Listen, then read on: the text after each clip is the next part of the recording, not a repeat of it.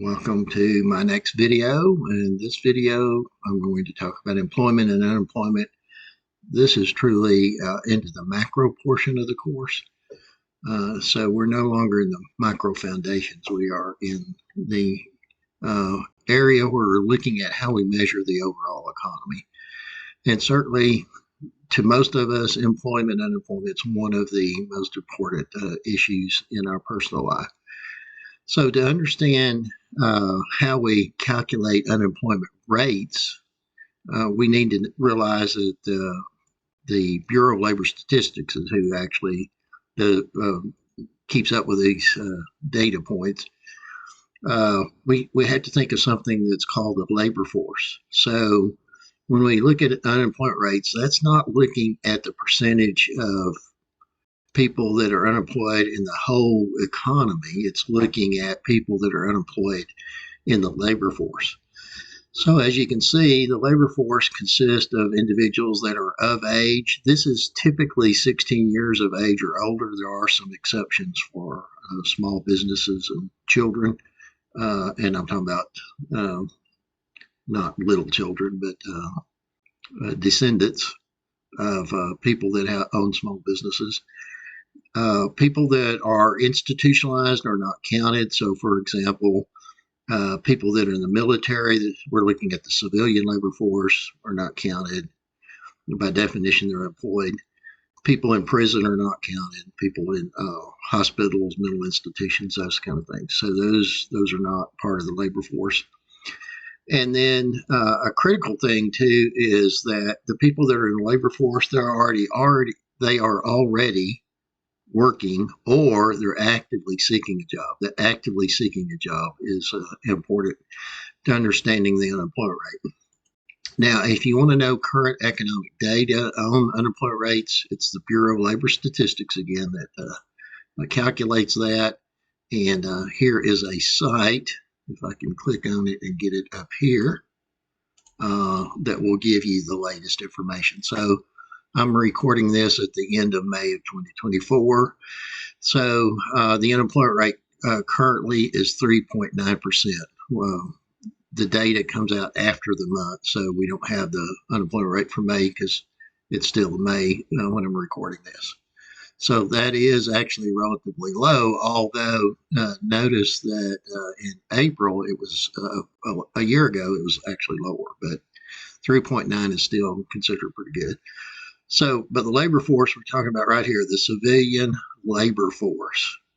So, in April of 2024, there were 167.9, actually 168, let's say, million people that are in the labor force. This is in thousands. So 167,000 would be 168 million. So that's what we're looking at. Now, there's also something called the labor force participation rate. And let me see if I can get to that. And so that's the percentage of the working age population that is actually working. And so that's just a percentage based on the labor force. And so let's see if I can bring that back up again. I apologize for a little bit of time here I'm taking. Okay, there we go.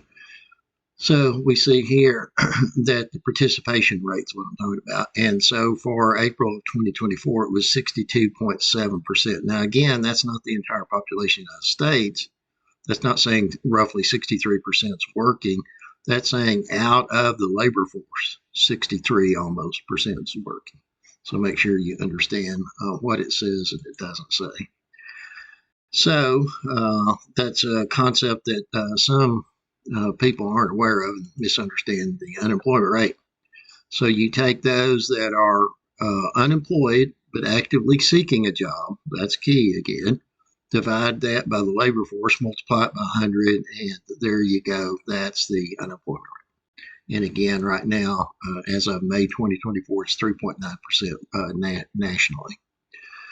So there are some caveats, even more caveats to how the unemployment rate is calculated. First of all, technically there is no distinction. Now, the BLS does collect the data, but in terms of seeing that 3.9% unemployment rate, if you've worked in the last couple of weeks, then you are considered employed whether you have worked 40 hours or worked a couple of hours. So there is no technical distinction in terms of calculating the national unemployment rate between full-time and part-time. Then also you can already see that people that are not even counted to do the calculations for the unemployment rate, if they're unemployed but not actively seeking a job, we call those discouraged workers. And so obviously if we included discouraged workers in the unemployment rate calculations, unemployment rate would be a lot higher. And then also the BLS does attempt to make calculations on people that are underemployed, but that 3.9% is not reflecting whether or not people are being employed at their highest skill level. So, for example, if an engineer loses their job and they end up having to work at a convenience store, most people would say that they're probably underemployed. Underemployed, in my opinion, too, can be if you're working full time and you would prefer to be working. If you're working part time, you prefer to be working full time. In my opinion, that's also part of it.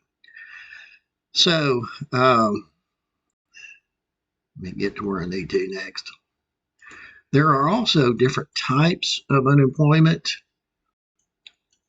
And so that helps us to understand when we come up with something called the natural rate of employment or full employment. So there's seasonal, frictional, structural, and cyclical unemployment.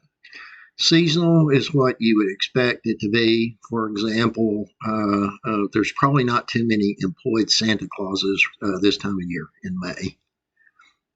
That's a little extreme example, but there's always people that are in between the seasons when they are actively working. We can think of agriculture as an example. Frictional, that's people that are generally voluntarily in between jobs. So let's say you're about to graduate with your bachelor's degree and suppose you're going into teaching. Well, that probably doesn't start until August at the earliest. And so in the interim, in the summer, you would be frictionally unemployed, especially if you're actively seeking some other job to carry you through. Structural unemployment has to do with the fact that your skills don't match the job openings. So it's a mismatch of job skills. It's a mismatch. There are jobs out there available, but the people looking for the jobs don't have the skills for the jobs that are available. So there's a mismatch of jobs. And then cyclical, economists consider this the worst kind of unemployment because it's not because you don't have the skills or you're in between jobs or whatever. It's just you've been laid off more than likely because the economy's going downhill. The business, let's say you work at a business, sales are bad, and so they can't afford to keep you on, and so you become unemployed just because the economy is going down the tubes in terms of a recession. So those are the types, and you can understand that there's always going to be a certain amount of seasonal.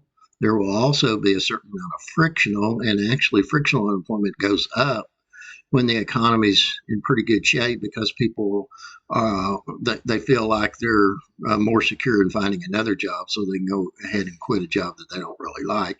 So frictional unemployment is kind of counter-cyclical. What I mean by that is it actually goes up when the economy's doing well and vice versa. Structural, when you have technological change, that generally leads to economic growth. We'll talk about that in another video. But it's painful for the people that don't have those skills and lose their job. So again, cyclical from the economist's perspective is the bad kind of unemployment. So we can think about full employment as being a situation in the economy where the only unemployment is that cyclical. I just said that wrong. The full employment would be where there is zero cyclical unemployment. In other words, there is seasonal, frictional, and structural, but there's no cyclical. So the economy's doing pretty well.